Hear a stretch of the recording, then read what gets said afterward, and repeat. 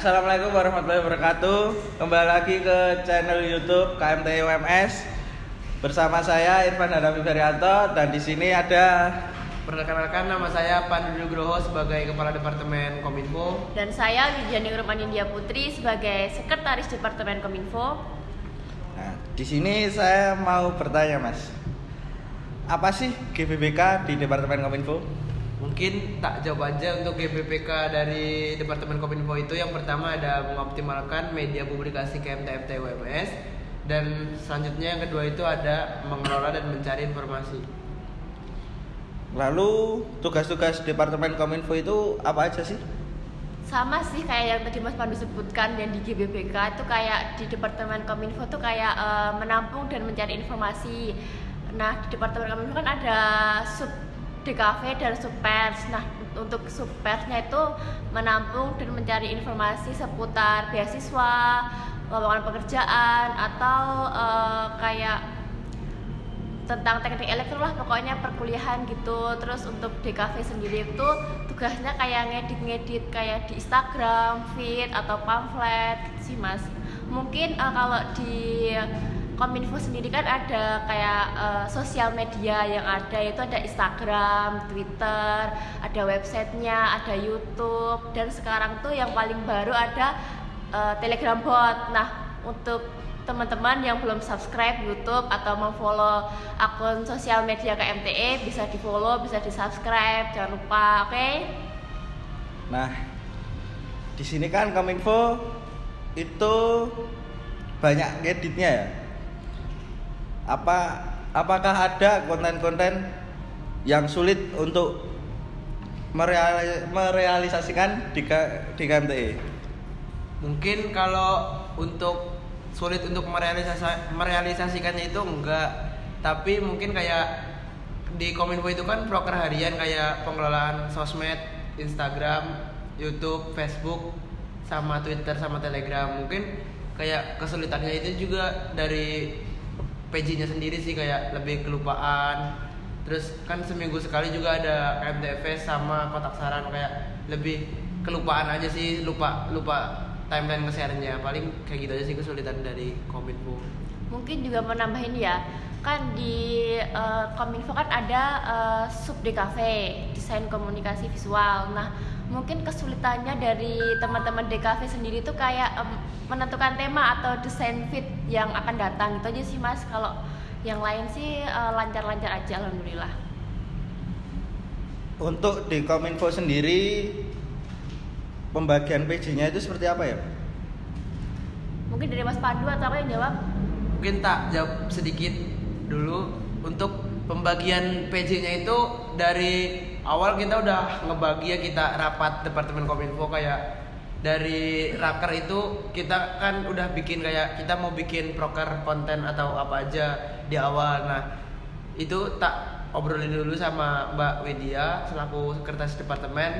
Kita kayak tentuin siapa yang megang kotak saran, kayak siapa yang megang dari KMTFS, terus megang page Instagram. Nah, kita tentunya di situ, nanti baru kita umumin di Departemen Kominfo-nya itu di rapat departemen. Paling kayak gitu sih. Mungkin Mbak Widya kalau mau nambahin. Ya gitu aja sih, Mas, kalau untuk PJ-PJ-nya per sosmed ataupun program kerja lain. Yang terakhir nih, Mas, gimana nih suka duka selama berada di Departemen KMTE? Suka dukanya tuh, kalau sukanya tuh banyak ya, kayak di KMTE khususnya di Kominfo tuh kayak kita itu belajar skill editing ataupun kayak belajar mencari atau mengumpulkan berita dari berbagai sumber. Itu kan juga termasuk suka ya. Kalau dukanya tuh mungkin nggak ada ya, Mas. Senang terus kita di Kominfo, apalagi di KMTE. Mungkin kalau suka dukanya itu ya kayak yang dibilangin Mbak Widya kayak gitu, lebih banyak sukanya. Walaupun kayak Kominfo kan prokernya harian, kayak lebih sering kayak ada acara gitu ikut. Misalnya acara dari Sarasehan, dari Kominfo itu ngutus orang buat ngeliput. Dari X-In kayak ada Stuban kemarin itu juga dari Kominfo kan ngirim orang buat ngeliput. Kayak gitu sih paling, kayak jadi kita dari Kominfo tuh lebih tahu dari vlogger departemen lainnya juga. Terus juga kalau di Kominfo kan biasanya kan kayak nggak tegang-tegang banget lah, kayak kita tuh tiap anggotanya tuh selalu mencairkan suasana lah biar lucu-lucuan gitu. Kayak dari nggak semua di Kominfo tuh orangnya serius-serius lah, malah orangnya lawak-lawak kayak Mas Irfan sendiri contohnya. Itu kan orangnya kan nggak serius ya Mas ya? Ya kadang serius sih Mbak. Serius kalau jalanin proker. Iya. Kalau cuman kayak biasa-biasa ngumpul-ngumpul kan kita juga asik-asik, nggak kayak yang formal-formal banget gitu. Lalu di Departemen Kominfo sendiri hal-hal yang lucu buat kalian itu apa ya? Mungkin kalau di Departemen Kominfo yang lucu itu kayak kita ngobrol misalnya lagi ketemu entah jalanin proker liputan ataupun dari Kominfo itu sendiri, paling kayak kita ngobrol terus ngobrolnya tuh kayak ngalir, bahas semuanya dibahas, kayak ada yang bahas bola, ada yang bahas lucu-lucuan gitu sih yang bikin jadi lucu, terus jadi senang ketemu anak-anak Kominfo paling.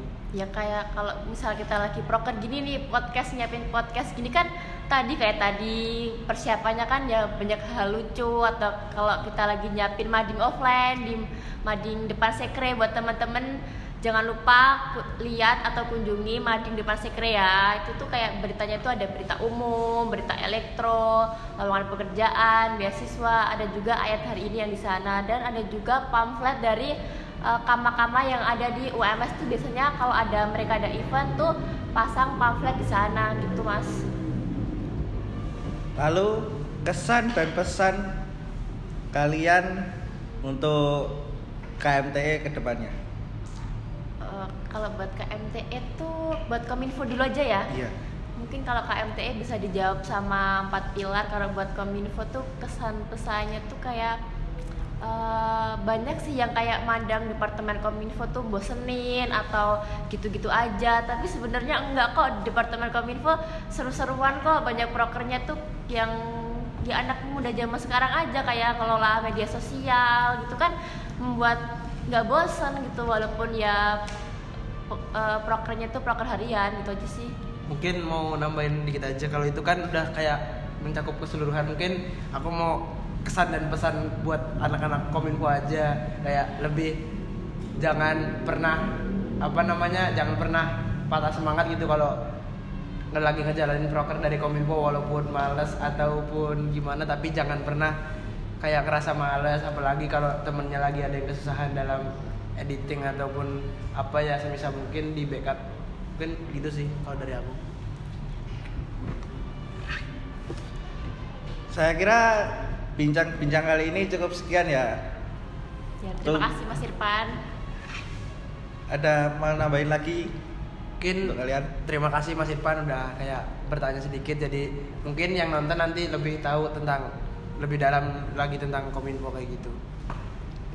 Jangan lupa nanti di video ini disertain akun media sosial KMTE. Buat kalian yang belum follow, belum subscribe, belum like, segera di follow sama like. Oke? Terima kasih untuk kalian semua yang sudah datang nyempetin di podcast kali ini. Kurang lebihnya saya mohon maaf. See you. See you.